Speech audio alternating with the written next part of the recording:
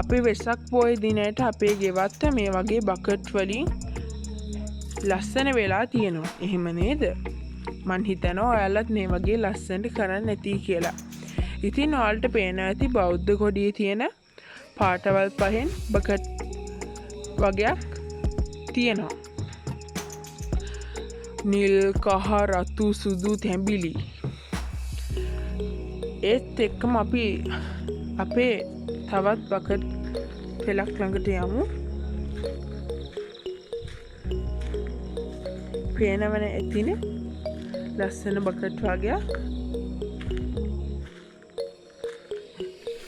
ගොඩක් ලස්සනට පත් වෙනවා.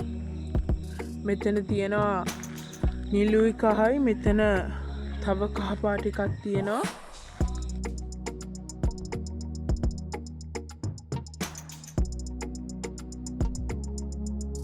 තෙරුවන් සරණයි.